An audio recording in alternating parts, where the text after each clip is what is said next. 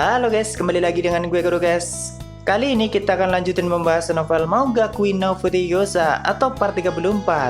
Jadi yang belum nonton part sebelumnya, gue saranin kalian nonton dulu biar lebih enak memahami alur ceritanya. Oke, langsung aja kita masuk ke konten.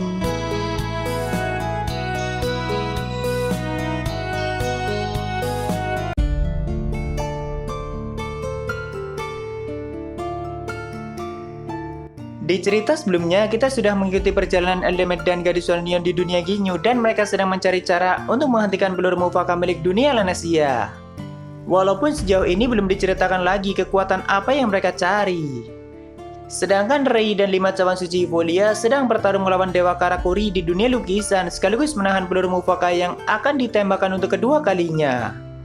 Lalu Ano, Sasa, Misa, dan Meo Aegis berniat masuk ke dunia Lanesia pertama dan menghentikan Gigi Genes secara langsung. Dan apakah peluru Mufaka memang ditembakkan dari dunia itu?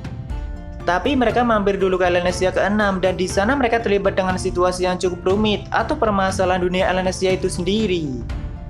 Namun Anos bisa mengatasinya dengan mudah. Bahkan prajurit asli Lanesia ke-6 juga akhirnya mau bergabung dengan Anos dan meminjamkan kapal perak mereka yang bernama Voyager untuk memasuki Lanesia pertama dan menghentikan Gigi Genes dan semua armadanya. Di tengah perjalanan itu, mereka bertemu dengan Quastria dan Quastria juga akhirnya akan ikut bersama Anos. Tentunya dia juga akan membantu menerobos masuk ke Lanesia pertama. Karena singa Artenon memang suka sekali dengan konflik dan pertarungan. Lalu setelah menempuh perjalanan yang sangat jauh dan melewati Laut Perak, akhirnya Voyager mulai memasuki Lanesia pertama dan terlihat ada penghalang yang sangat kuat sekaligus dijaga oleh armada yang sangat banyak. Awalnya Anos berniat memasuki dunia itu dengan cara menyusup atau semacamnya, tapi ternyata gagal dia lakukan. Jadi terpaksa Anos harus menerobos pertahanan itu dan menghujani pangkalan militer mereka dengan Dogba Zebara. Saat itu Quastria juga ikut membantu, jadi tidak butuh waktu lama Voyager berhasil melewati pangkalan luar Lanesia. Lalu setelah mereka memasuki Lanesia lebih dalam, ternyata dunia itu dipenuhi oleh gunung berapi yang sangat besar dan masing-masing pangkalan militer juga ada di setiap kawah gunung berapi itu. Bahkan Anos bilang kawah itu memancarkan kegelapan pekat yang tidak mempunyai dasar. Saat itu Anos bertanya pada ketua Voyager di mana dewa utama Lanesia itu berada, tapi ternyata mereka tidak mengetahuinya karena Lanesia jarang sekali menunjukkan sosoknya. Namun harusnya dewa utama tidak jauh dari pangkalan militer yang dijaga oleh Gai Ambret atau tangan kanan Gigi Genes. Tiba-tiba Misa mengatakan dirinya bisa merasakan kekuatan dari ibunya dan dia menunjukkan kalau ibunya ada di dasar kawah gunung berapi yang paling besar. Karena kawah itu seperti gerbang untuk memasuki Lanesia lebih dalam dan Anos juga mengatakan itu hampir tidak mempunyai dasar. Jadi dengan cepat Voyager langsung menuju ke kawah yang ditunjukkan oleh Misa. Tentu setelah Voyager mulai mendekati pangkalan militer, mereka langsung mengepung Voyager dengan banyak armada mereka. Jadi lagi-lagi Anos menciptakan Dogba Zebara atau bintang biru yang sangat besar dan meledakkan banyak armada milik Lanesia. Sedangkan Quastria menangkis serangan kuat dari pangkalan utama dan mengembalikan serangan itu pada mereka. Lama-kelamaan Voyager mulai masuk menuju ke dasar kawah dan terlihat semakin banyak penjagaan dan persenjataan sihir milik dunia Lanesia. Bahkan Anos sampai menciptakan Egligron Angdroa atau api hitam yang bisa membakar segalanya, dan tentu wilayah itu langsung bergetar hebat dan satu persatu pangkalan militer mulai lenyap. Lalu Anos mengatakan, aku adalah seorang tiran dan dirinya menyuruh Gigi Genes sekaligus Dewa Audus untuk keluar. Karena jika tidak, maka aku akan memusnahkan semua benteng yang kau banggakan. Di sini Anos masih menggunakan topengnya guys, atau menyamar menjadi Noah, tapi kekuatan dan perkenalan dia seperti Raja Iblis pertama Amuro. Oh ya, Dewa Audus atau sering dikenal sebagai Dewa Penembak Iblis adalah dewa yang sangat penting bagi Lanesia dan dialah yang mendirikan dunia Lanesia bersama Gigi Genes. Namun setelah Anos mengancam Gigi Genes dan Audus, ternyata yang muncul hanya kapten kedua dan ketiga dari General Army yaitu Gauss dan Avinika. Saat itu Anos langsung menanyakan keberadaan peluru Mufaka dan memberitahu tujuan Anos datang ke Lanesia, tapi Avinika dan Gauss mengatakan dirinya tidak tahu apa yang Anos maksud. Dan karena Anos sudah menerobos masuk dan membuat kekacauan, jadi Avinika dan Gauss akan menghancurkan Anos dan Voyager jika tidak mau menyerah. Dan tentu kekuatan militer Lanesia masih banyak yang belum dikerahkan, bahkan mereka belum mengurangi senjata kuat yang konsepnya mirip seperti peluru Mufaka. Kekuatan benteng Lanesia dari dulu itu terkenal sebagai benteng yang tidak dapat ditembus dan kekuatan tempur mereka itu murah senjata perang seperti artileri, meriam, dan sebagainya. Tapi kekuatan dan konsepnya tentu menggunakan sihir dan peluru yang mereka gunakan itulah yang sangat kuat. Tidak hanya digunakan sebagai serangan, tapi peluru mereka juga bisa menciptakan penghalang yang sangat kuat. Bahkan para orang kuat di Ellenesia bisa memakan kekuatan serangan musuh dan mereka bisa ubah menjadi peluru untuk menyerang balik. Tidak hanya itu, waktu itu Gauss dan Avinika juga bisa berubah menjadi peluru itu sendiri dan saling bekerja sama dengan sangat baik. Ya, kurang lebih seperti itulah tatanan kekuatan di dunia Ellenesia. Simpelnya, mereka bisa mengubah suatu kekuatan menjadi peluru, bahkan kapal perang sekalipun bisa diubah menjadi peluru selama itu mempunyai energi. Dan mereka juga bisa mengubahnya menjadi penghalang yang sangat kuat. Waktu itu beberapa serangan kuat Quastria juga bisa diserap oleh Gauss dan Avinika dan mereka mengubahnya menjadi peluru untuk menciptakan serangan balik. Sementara di sisi lain, Anos, Misa, Sasa, Meo-Aegis, dan Voyager juga menghadapi banyak pasukan Ellenesia karena di wilayah itu terdapat banyak sekali benteng atau pangkalan militer. Dan semakin menuju ke dasar semakin kuat senjata yang mereka gunakan. Seperti biasa, Anos bertarung menggunakan serangan seperti Dogba, Zebara, Reian, dan Niritsuka Getsu karena mungkin dulu Noah kan sering menggunakan sihir semacam itu. Ya, dari dulu Anos kan selalu bermain-main dengan musuhnya dan tidak langsung mengalahkannya dengan sekejap, padahal dia bisa melakukan itu.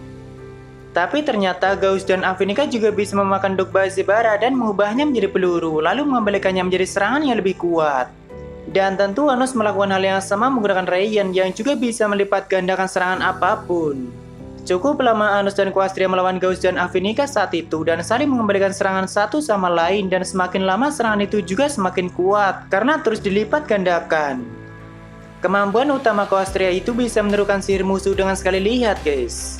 Karena dia adalah mata singa Artenon, bahkan dia bisa menirukan sihir-sihir Anos seperti Aegilgeron Angroa dan semacamnya. Lama-kelamaan Gauss dan Avinika mulai kewalahan untuk menyerap dan mengembalikan serangan Anos karena pada saat itu Quastria juga menciptakan api Angdroa yang sangat dahsyat. Jadi terpaksa Gauss dan Avinika mengarahkan serangan itu ke atas dan terus menembus langit dan menciptakan efek yang sangat dahsyat. Mungkin mereka tidak sanggup mengubah serangan sekuat itu menjadi peluru. Tapi kita menuju ke Sasa, Misa, dan Meo-Aegis dulu guys. Di saat Thanos dan Quastria sibuk menghadapi semua kekuatan tempur Ellenesia, mereka bertiga menuju ke tempat Dewa Ellenesia berada. Karena saat itu mereka sudah cukup dalam, atau lebih tepatnya di kedalaman 2000 meter di bawah kawah gunung berapi yang sangat besar. Tapi di tengah perjalanan ada banyak tentara abis general yang menghadang mereka, jadi Meo-Aegis yang akan menahannya, sedangkan Sasa dan Misa tetap melanjutkan perjalanan menuju tempat ibunya. Waktu itu Aegis mulai mengeluarkan tombak dimensi andalannya dan seketika gerbang kegelapan yang dipenuhi oleh darah muncul di tempat itu. Dia adalah ahli sihir dimensi dan biasa bertarung dengan pengendalian darah. Singkat cerita, Sasa dan Misa sampai di depan gerbang yang sangat besar, lalu Misa mengatakan kalau di balik gerbang ini ada dimensi terpisah dan disitulah ibu kita berada. Jadi dengan kekuatannya, Misa menyentuh gerbang itu dan seketika mereka berdua sudah pindah di ruangan yang sangat indah dan juga sangat luas. Tempat itu juga dipenuhi oleh kaca dan warna yang sangat kebiruan. Tak lama kemudian ada satu wanita cantik yang sedang duduk di singgasananya dan dengan nada yang sangat lembut, wanita itu mengatakan, "Anakku tersayang." Ya, dialah dewa pencipta Ellenesia atau ibu dari Sasa dan Misa. Ellenesia digambarkan seperti wanita yang sangat cantik dengan rambut perak yang sangat indah. Dan di sini dijelaskan kalau wajahnya sangat mirip dengan Misa. Tentu saat itu mereka bertiga melakukan reuni yang sangat dramatis dan saling menangis bahagia karena faktanya Sasa dan Misa tidak pernah melihat wajah ibunya seperti apa. Dulu saat dunia Militia terlahir kan Ellenesia sudah lenyap terlebih dahulu karena harus mengorbankan semua energinya untuk menciptakan dunia itu dengan semua tatanannya. Dia hanya meninggalkan suara atau pesan untuk Misa yang menjadi dewa pencipta berikutnya. Jadi Sasa atau Berneus sama sekali tidak pernah mendengar suara ibunya apalagi melihat wajahnya. Tapi ternyata dari dunia Ellenesia dia mengamati dunia Militia dan dia sudah tahu kalau saat ini dunia itu tidak lagi murah konsep tatanan apapun ataupun dewa utama. Jadi sudah benar-benar bebas dari kehancuran dan kondisi itulah yang dari dulu tidak pernah bisa dicapai oleh Ellenesia. Lalu setelah basa-basi cukup lama, Misa mulai menanyakan semuanya mengenai alasan kenapa Ellenesia tidak lenyap dan malah menjadi dewa utama dunia peluru ajaib. Dan juga kenapa dunia Ellenesia menciptakan senjata yang nantinya bisa merusak laut perak atau peluru Mufaka. Apakah Ellenesia tahu itu dan kalau dia tahu kenapa tidak menghentikannya? Akhirnya di sini Ellenesia akan menceritakan semuanya dari awal. Jadi kita masuk ke masa lalu Alanesia guys. Tepatnya 14.000 tahun yang lalu dari timeline saat ini. Atau kalau kita hitung berdasarkan dunia Militia saat masih terikat tatanan berarti 700 tahun yang lalu. Bersamaan dengan kematian Alanesia itu sendiri dan kelahiran dunia Militia. Waktu itu Alanesia terlahir kembali di dunia peluru ajaib dan saat itu dewa utamanya adalah Ternes. Jadi Dewa Audus dan Gigi Jenas itu seperti menarik pecahan akar dari Alanesia untuk dijadikan dewa utama berikutnya atau menggantikan Ternes. Aliran embun api di Laut Perak kan mengalir dari lapisan dangkal ke lapisan yang lebih dalam. Makanya sering ada kasus seperti Alanesia yang terlahir kembali di dunia yang lebih dalam. Namun di sini kekuatan pencipta Alanesia masih sama seperti sebelumnya dan dengan ingatan yang sama. Tapi dia sudah menjadi bagian dari dunia peluru ajaib dan setelah Ternes mati, secara resmi Alanesia menjadi dewa utamanya. Bahkan Audus sudah menerapkan peluru kuat di akar Alanesia dan dia tidak mungkin untuk melarikan diri. Karena jika Alanesia melakukan itu, maka akarnya akan dihancurkan oleh peluru yang ditanamkan oleh Audus. Saat itu Alanesia ditempatkan di ruangan khusus dan semua tubuhnya dikekang oleh rantai yang sangat kuat. Lalu Audus menceritakan semua tentang Laut Perak yang tidak diketahui oleh Alanesia dan juga kenapa Alanesia harus menjadi dewa utama. Di masa itu pusaran bencana yang bisa melahap apapun itu masih menjadi ancaman besar di Laut Perak atau pusaran yang dihentikan oleh Noah dengan nyawanya sendiri. Dan konflik antar dunia masih sering terjadi di lapisan dalam, otomatis dunia Alanesia juga harus mempunyai kekuatan untuk bertahan. Konsep dunia itu kan memakan kekuatan perak untuk dijadikan peluru atau senjata.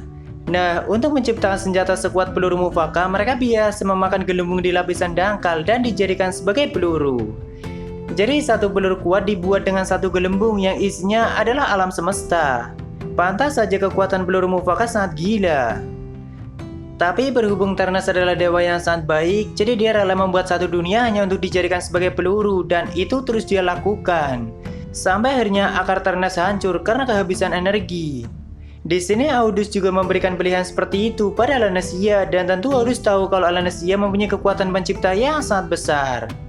Dan dia tidak akan tega melihat gelembung di lapisan dangkal terus dirampok dan dijadikan sebagai peluru. Karena di setiap gelembung itu juga ada kehidupan yang sangat luas. Sebaliknya dengan dunia Alanesia atau peluru ajaib, juga banyak orang yang berjuang dan saling melindungi satu sama lain. Intinya Alanesia tidak diberi pilihan untuk memilih dan terpaksa menciptakan banyak gelembung atau dunia untuk dijadikan sebagai peluru. Dan peluru itu juga nantinya digunakan sebagai penghancur dunia lainnya. Walaupun saat itu Alanesia masih bimbang dan belum berani mengambil keputusan apapun, jadi Audus akan memberinya waktu selama 100 hari. Selama itu Alanesia terus merenung dan apa yang harus dirinya lakukan. Sampai suatu waktu ada seorang pria kuat yang dengan mudahnya bisa masuk ke tempat itu dan menghancurkan rantai yang mengekang Alanesia. Jadi Alanesia bertanya, siapa dirimu? Pria itu menjawab, aku adalah Mutoh, Raja Iblis kedua di Laut Perak. Lalu dia bilang, aku akan menculikmu dan menjadikanmu sebagai sandera, tapi kebebasanmu akan kujamin. Tanpa basa-basi, Mutoh langsung membawa Alanesia keluar dari tempat itu dan dengan cepat mereka sampai di hutan lebat yang diselimuti oleh kegelapan dan itu adalah tempat tinggal Mutoh untuk sementara. Lalu setelah sampai, Mutoh hanya mengatakan, kau bebas melakukan apapun di tempat ini, tapi kau harus tetap menjadi sandera. Dan setelah mengatakan itu, Mutoh langsung tidur di pohon biasa dia istirahat. Tentu Alanesia bingung kenapa dirinya diculik dan bebas melakukan apapun, tapi malah ditinggal tidur oleh sang penculik.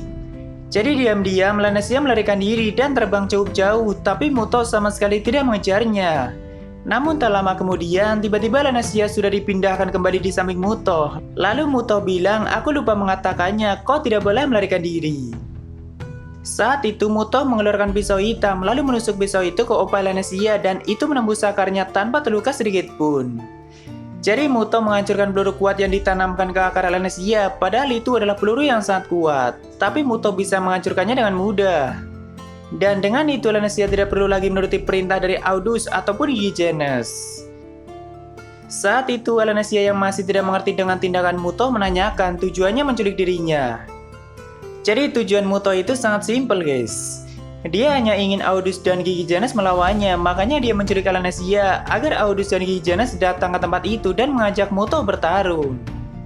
Tidak ada hal lain di otak Raja Iblis kedua Mutoh selain bertarung. Dia mendengar kalau Audus dan Gijanas sangat kuat, makanya Mutoh ingin melawan mereka, tapi mungkin mereka yang tidak ingin melawan Mutoh. Di sini juga dijelaskan kalau di masa ini Raja Iblis ke-6 yaitu Zinnia Sivael juga sudah menguasai 12 dunia di lapisan dasar. Lalu Alanesia bertanya, apa tujuanmu bertarung dengan mereka? Dan Mutoh hanya menjawab, karena aku kuat, jadi aku ingin melawan orang kuat. Dan dirinya sangat menyukai pertarungan. Saat itu Alanesia terus menentang cara berpikir Mutoh yang hanya peduli pada pertarungan. Dia melakukan itu berhari-hari, tapi yang Mutoh tahu hanya bertarung. Cuma Mutoh bilang Alanesia sangat lucu dan baru kali itu Mutoh melihat orang lemah yang tidak takut dengan dirinya. Kepribadian Alanesia itu seperti gabungan Sasa dan Misa, cuma dia tidak tsundere seperti Sasa, malahan sangat belak-belakan seperti Misa. Cukup lama Alanesia tinggal di hutan Mutoh dan hari-hari mereka saling melakukan perdebatan singkat karena Alanesia cukup keras kepala dan tidak menyukai pertarungan. Sampai akhirnya Alanesia meminta Mutoh untuk melepaskannya karena Alanesia ingin memberikan jawaban pada dunia peluru ajaib dan dirinya adalah dewa utama. Dia berpikir kalau Audus dan Gijanas pasti akan mencari dewa pencipta lain dan terus merampok gelembung dunia di lapisan dangkal. Jadi Alanesia tidak ingin hal itu terjadi. Dan menurutnya mereka berdua tidak akan mau melawan Mutoh, hanya orang bodoh yang akan melakukan pertarungan dengan Raja Iblis kedua. Alanesia tahu kalau Mutoh sangat kuat dan lama-kelamaan Alanesia mulai paham cara berpikirnya. Dia hanyalah pria polos yang cuma tertarik pada pertarungan, tapi tidak banyak musuh yang mau melawannya. Bahkan Mutoh mengatakan jika Alanesia bisa memukulnya sekali saja, maka Mutoh akan membebaskannya. Dan Alanesia punya banyak kesempatan untuk melakukan itu karena Mutoh sering kali tidur dan membiarkan Alanesia begitu saja. Pernah sekali Alanesia mengeluarkan bulan penciptaan untuk menyerang Mutoh, tapi Mutoh tidak perlu bergerak untuk menghancurkan bulan penciptaan dengan sekejap. Tentu tidak mungkin bagi Alanesia untuk memukul Mutoh bahkan di saat dia sedang tidur. Semakin lama hari-hari terus berlalu dan tidak ada seorang pun yang datang ke tempat itu dan mungkin Mutoh mulai bosan. Jadi dia duduk sambil melihat bulan penciptaan milik Alanesia. Karena setiap malam Alanesia mengeluarkan bulan penciptaan agar hutan Mutoh yang dipenuhi oleh kegelapan tersinari. Waktu itu Mutoh mengatakan kalau bulan sangat indah dan tentu Alanesia sangat kaget karena seorang Mutoh mengerti keindahan. Di malam itu mereka berdua saling ngobrol satu sama lain dan Alanesia juga mengajari Mutoh banyak hal selain pertarungan. Hari-hari mereka semakin dekat dan saling memahami satu sama lain sampai di suatu malam yang indah Mutoh mengatakan dirinya menyukai Alanesia. Bahkan Mutoh langsung mencium bibir Alanesia dan Alanesia juga menerima ciuman itu. Kali ini Mutoh tertarik hal lain selain pertarungan yaitu dirinya akan membuat Alanesia jatuh cinta agar aku bisa mengalahkanmu.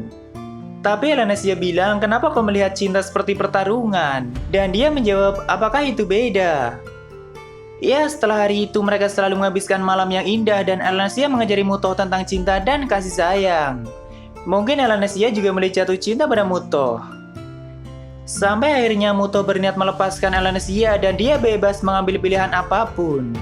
Bahkan jika Alanesia mau, Mutoh akan melenyapkan dunia peluru ajaib agar Alanesia tidak lagi menjadi dewa utama dan tidak punya tanggung jawab apapun. Tapi Alanesia tidak mau bebas dengan cara seperti itu.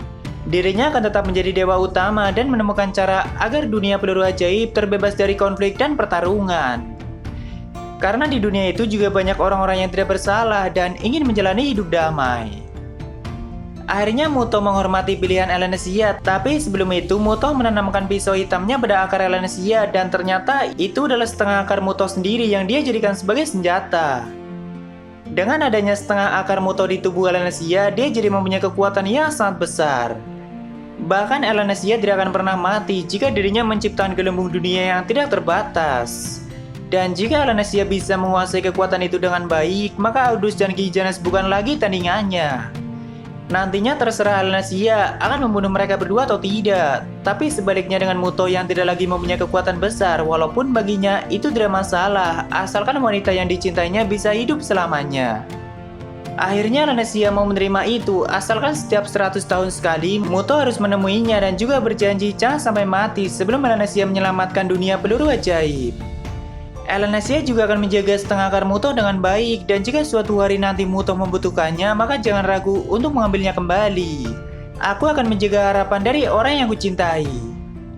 Ya, itulah kisah Alanesia yang diculik oleh Raja Iblis kedua Mutoh dan sampai akhir pun Dewa Audus dan Gijanas tidak berani mendekatinya.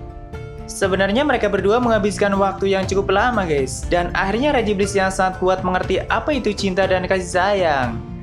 Bahkan menyerahkan setengah hidupnya pada Lanesia dan akan mengambilnya suatu hari nanti. Ini udah chapter paling baru guys, dan kita harus nunggu lama lagi buat lanjutannya. Gua harap sih Anos bukan reinkarnasi dari Raja Iblis kedua Muto. Masa iya Lanesia udah diembat dan kedua anaknya juga dijadiin harem? Kan serakah itu namanya. Dan sayangnya di situ nggak ditunjukkan seperti apa konsep kekuatan Muto, karena sekali dia bergerak, musuh kuat pun langsung tumbang. Bahkan dunia Lanesia yang menempati peringkat pertama Pablo Hitara sama sekali tidak berani mendekatinya.